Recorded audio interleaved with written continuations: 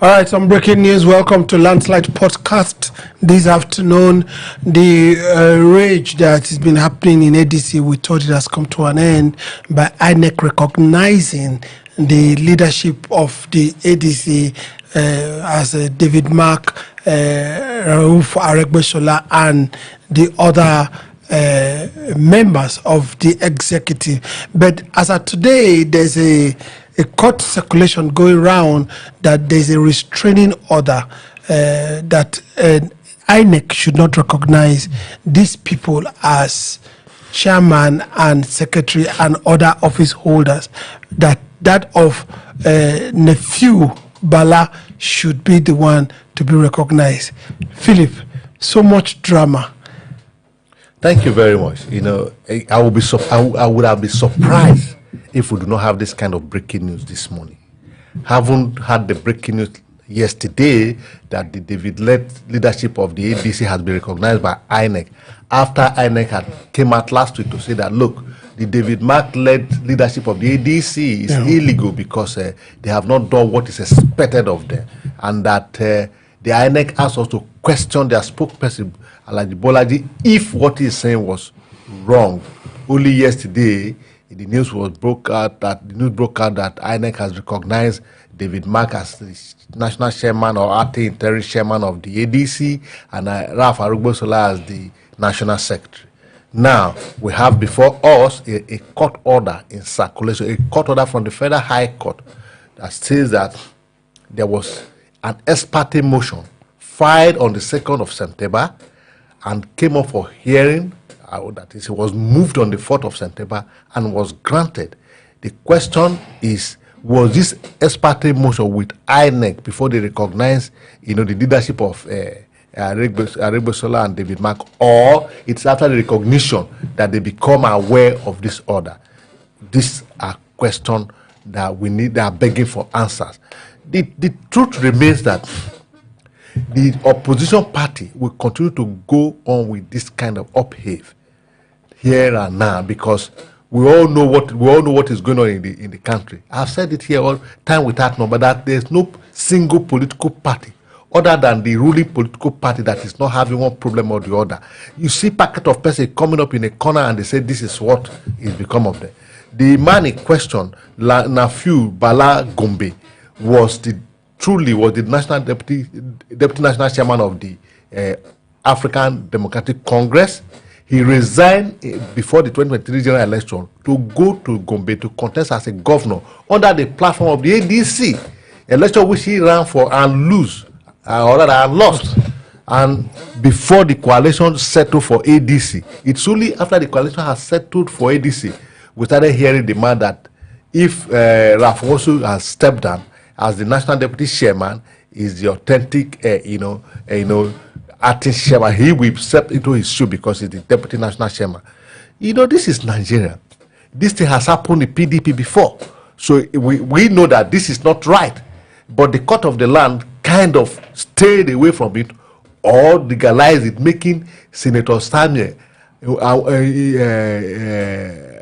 is his name again? As the secretary of national secretary of PDP. After resigning to go and contest for Imo State governorship election, he contested and lost and came back and still hold on to the office as we speak today. You see the national secretary of the of the PDP. So when Nephew Bala Gombe is saying that, look, as the national deputy national chairman of the of the ADC, if Rauf wants to resign, I am the the next in line to be acting chairman. The court had to really determine whether this should be or not. This is the news before us this afternoon. Peter, it's very sad that definitely in a systematic and stylish way, opposition is being stiffened, and just like yesterday, Wiki had a meeting with other PDP stakeholders, and they were still on their demand.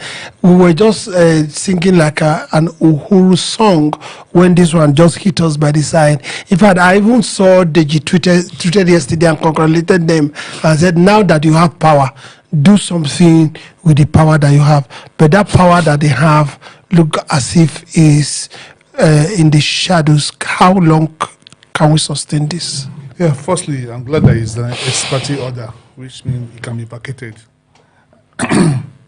Having said that, Nigeria will stop amazing us, and things that we hear every day sometimes baffles you. Firstly, Anyanwu did not resign from PDP. As well, Mr. Anyanwu went to go and contest. But this man actually, from everything we've seen and heard, this man actually resigned for ADC as a national chairman, deputy chairman and stuff. So having vacated the office, on what grounds are you asking to lead the party when wants to resign? These are questions that should be asked and will be asked when the proceeding starts. And it's quite unfortunate that we easily go to court and shop for ex-parte orders, like we are going to Malam to buy pure water. It shouldn't be that way. You should look at the case, the weight of the case, and try to hear from the other party. Now you've stalled this party. You've stopped them. This is the first break, and every other program they have now will be stopped. And when people criticize government, I will not blame them because if this issue continues with every other party and only APC remains safe, it shows that somebody else is working overtime to make sure that the opposition party are not they are not together to fight their cause. This ex-parte order should be attended to quickly. They shouldn't be like the case they filed against Tinubu removing Fulbright that's been in court, Supreme Court till now that has not been heard. They should look at this. They should have a time period. Dispense of this thing within 1 month. Let this party have their life. Let them have the program. Philip, there are some questions begging for answer. Maybe you can give us some clarity. The ex-parte order was filed on the 2nd of September. Then the court sat and gave the order on the 4th of September. It was not served INEC, neither was it served ADC as well. Now, when the ex-parte order was filed for, couldn't the judge have called asked for the documentation of ADC? I don't know how it's done. That's what I want to find out from you. Thank you very much. You know, an ex-parte order or ex-parte motion, because it's ex-parte motion that gives birth to ex-parte order. When an ex-parte motion comes before a court of law, it means that there is a sense of urgency that something will be destroyed if the court doesn't act. But if the court feel that there's no sense of urgency, it may ask the party to put the other party on notice so that both parties can be heard. That's why ex-parte is one. So is at the discretion of the judge of the court. So if the court feel that yes, there will be no time to put them on notice, so he takes it. Don't mind you, the life of an ex-parte order is 14 days, but it depends on how it is couched. It could be for the period of the case or what have you, but naturally it is 14 days. But here is the question in this matter as affect this ADC matter. ADC was recognized yesterday, the 10th day of September 2025 by INEC. That is when the leadership of Senator David Mark and that of Aregbesola was recognized and uploaded onto INEC portals. Now, the order reads that the ex-parte motion was filed on the 2nd and it was taken on the 4th, and most probably granted same day. But when you take a look at the order paper, the stamp before it is reading on the 8th of October, or was it 8 or 11? It's reading 11th of October. Of September 2025, which is today. So they didn't get that. So the question is it that INEC was served on the 4th, or INEC is being served now? That is why they are putting us in circulation. If they are being served now, then the order becomes non-avoid because INEC has already taken step. The step you are restraining them from not to carry out.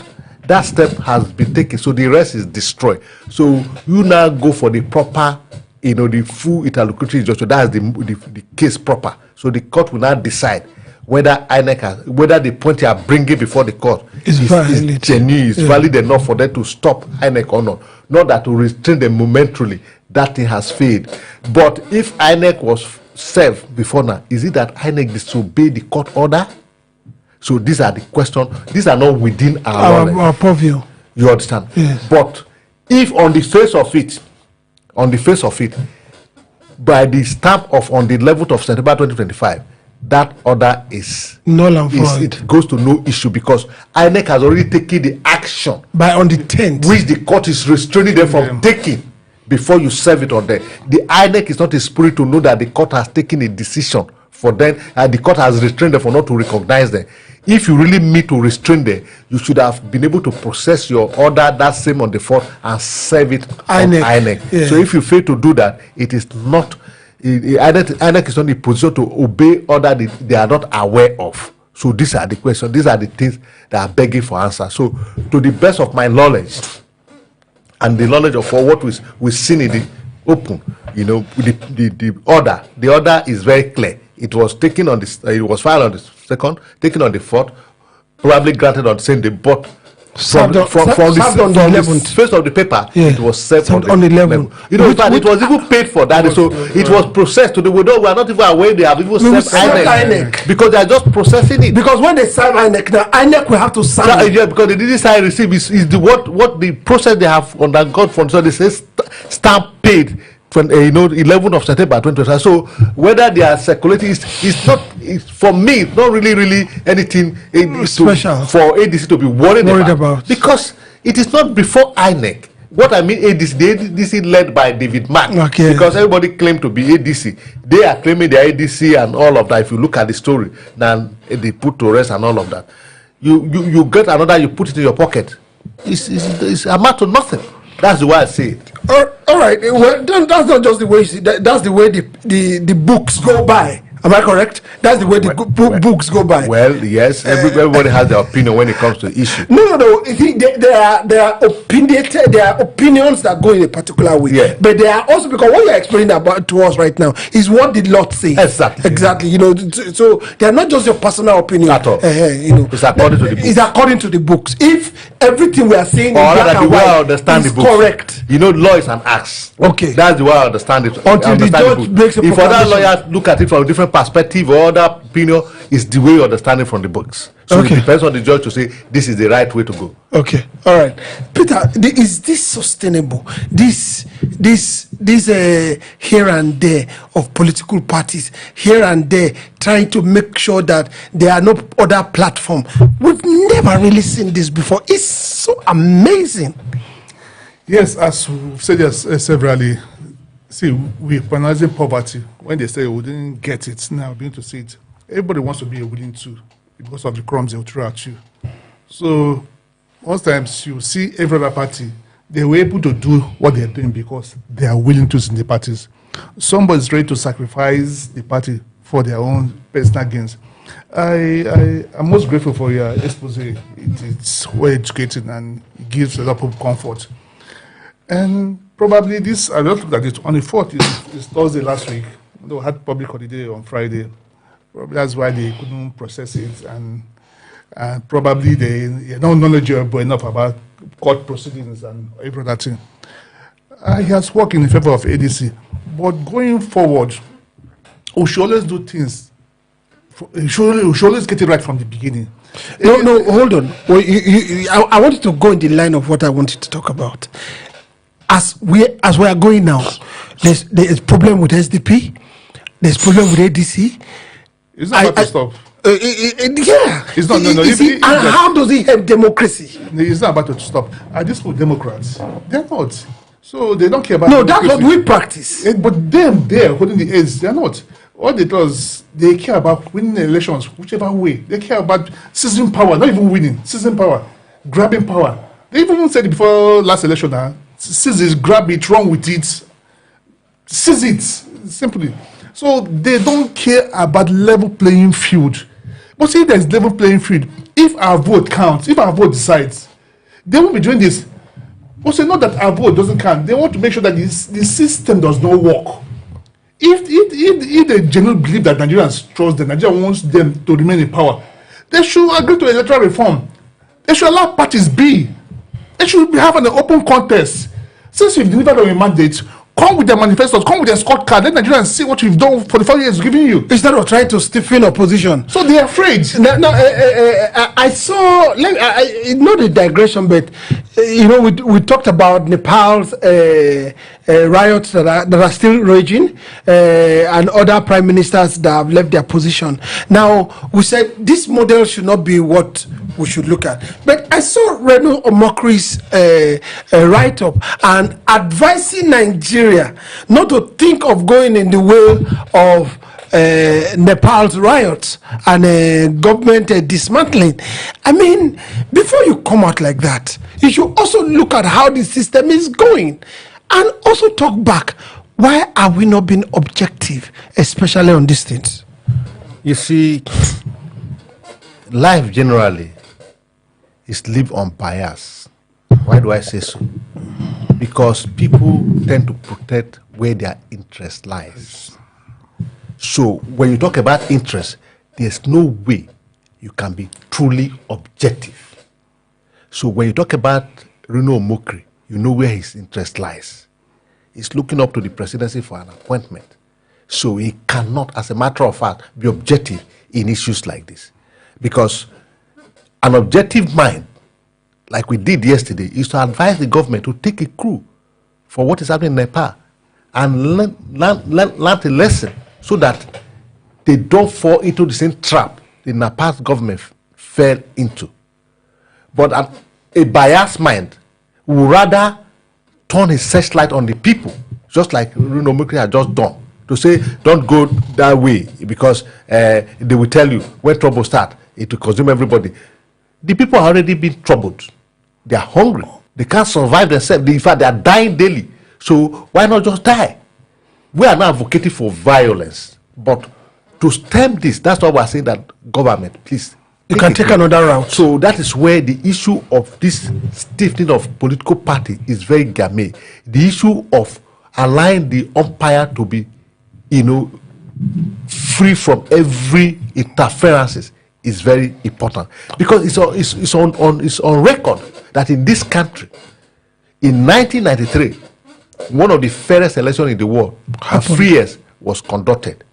Even though the man who won the election was not allowed to, man the position, everybody in this country, including the man who perpetuated the nullification, has confessed and attested to it that the man won the election. So the issue of stiffening political party, the ruling party and the government should be cautious. I want to add to that question. What comes first? Because we are talking about Nigeria. What comes first? Individual ambition or the country's interest? What comes first? Because you said he wants an appointment from, or is expecting an appointment for the federal government and all that. He has been speaking on your your question. behalf. It has a straightforward answer. Okay. Every patriotic citizen of a country should put the country first before his individual person. The truth is that you cannot exist without a country.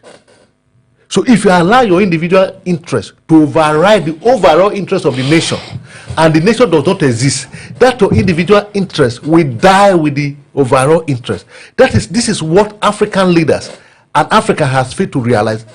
To be honest with you, majority of us Africa were not patriotic to our nation. What was the last time you sang the national anthem of this country? When was the last time you saw the flag of Nigeria and you give credence to it?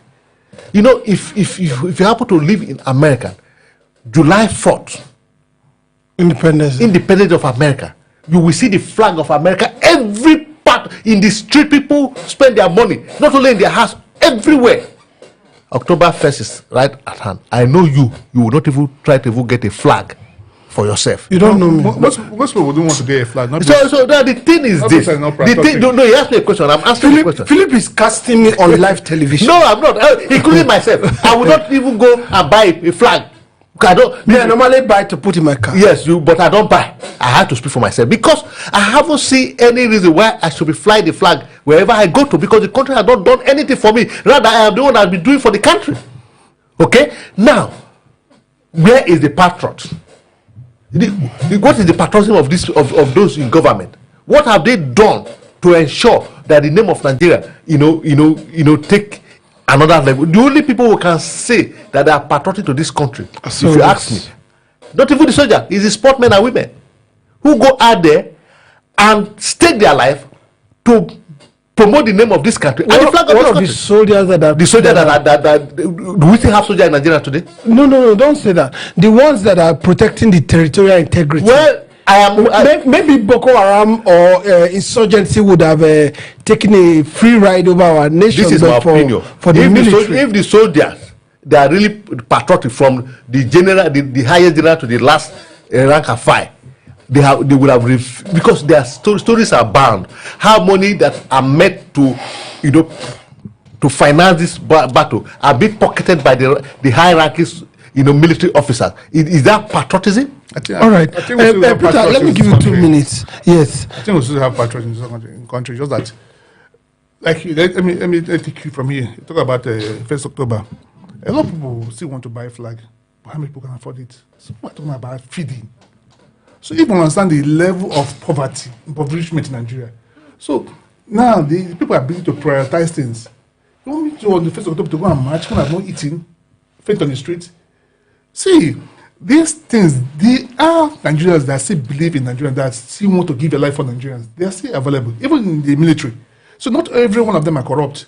Some of them, they're angry that the people up there are not doing enough to end this insurgency. Some people up there are making it, are making money off it, and putting those young ones at risk.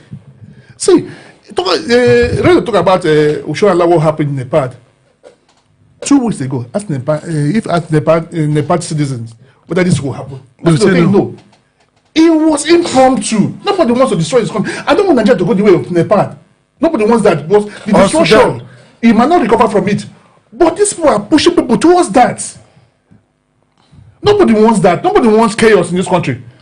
But that's a level to man's resistance to hunger. Peter, yesterday, if I say yesterday, I'm just talking about just right in the past. It was Showori. It was yesterday. It was one guy in Zamfara that the governor arrested and put in because he filmed a hospital. The other day, it was a very dark man that was arrested by EFCC. Till today, his phones have not still been given to him. I mean, these things keep chunking out on a daily basis. Do you think we can sustain this? No, see, there's this adage in my place. Ofonye Sierra, or recently, or Sierra Ofonye. If one man cooks for all, that food won't be enough. But if the entire society cook for you, I cannot finish it. So at the pace they are going, they're in a minority. Let them not forget that. You are in a minority. See, at the pace you're going, don't activate something you cannot control. Nigerians are frustrated. Nigerians are disillusioned. Nigerians don't even, a lot of Nigerians don't even know what next for them. All right. You can't push this thing to the next level because the ration might be too much for government to handle. Philip, it was, or it's been River State. Then went to Natasha, then other places, SDP, ADC. I mean, all round chunking of these things out as they go by. Then there was a what's it called? An order from bill signed into law. From the National Assembly. These things keep coming out every day. Is it sustainable? How can the people hold back? Especially we have to dwell on this ADC. What baffles me most is that just yesterday, after all the buhaha that ADC led by David Mark has been recognized. It's not recognized. It's not going anywhere. The government is doing everything possible to see that there's no opposition. As we speak, even though the leadership of David Mark has been recognized by INEC, I can tell you for free that majority of the people in ADC today their government moves. Yeah. They've planted a lot. Now, as if that were not enough, they are not so too sure. Because the most are Nigerians. The most go to the Nigerian market. The most feel the Nigeria themselves. Nigeria has happened to every one of them too. So now they felt the more are not enough to destabilize the ADC the way it's going. Because when you put Senator David Mark in a place and His Excellency Rauf Aregbesola, a former ally of the president and former governor of Osun State. You are a commissioner under Tinubu. These are two people you cannot penetrate. You understand? At the federal level. Whether you have planted more under them or not, they feel these people will do the right thing at the right time. So they don't want to see them there at all. If you go to the Labour Party, Abure is neither here nor there. Nanadi is being ensured that it doesn't come up. Yesterday we hear, like you said, when I say yesterday, we hear that Abure INEC has told Abure to his face. Today we are hearing Abure has been recognized by INEC again. If you see yesterday I saw it on the internet. It's like you said, we kept going back and forth. You go to SDP, you hear that Gabon and Aguloye are in the INEC portal. Meanwhile, the government is having dealing with Aguloye and Sadiq as Atishema. Like all the parties around that, the major political or party opposition that can form a proper opposition. The SDP come into spotlight when Rauf formally moved into SDP, and life was coming to SDP. So they turned their searchlight into the SDP and they caused all this trouble. But SDP is fighting hard to get out of it. The SDP neck has met. They have dissolved the